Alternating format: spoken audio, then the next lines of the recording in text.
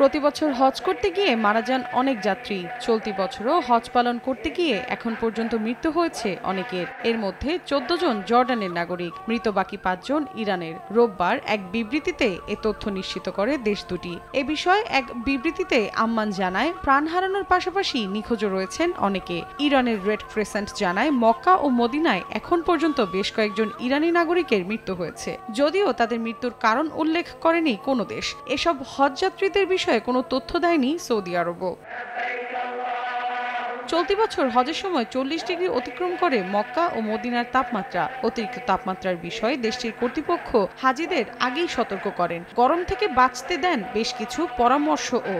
এবার প্রায় 18 লাখ মানুষ অংশ নেন হজে। হজের অনেক নিয়ম খোলা জায়গা ও খালি পায়ে পালন করতে হয়, এতে স্বাস্থ্য ঝুঁকিতে পড়েন বৃদ্ধরা। নগদের কাছে সব গ্রাহকই প্রিয়, তাই তো সারা দেশে ক্যাশ আউট চার্জ সবচেয়ে কম।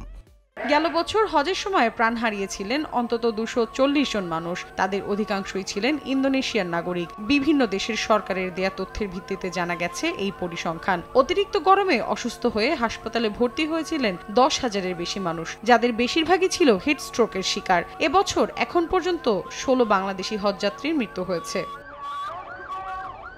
মৌসুমী সাথী, সময় সংবাদ।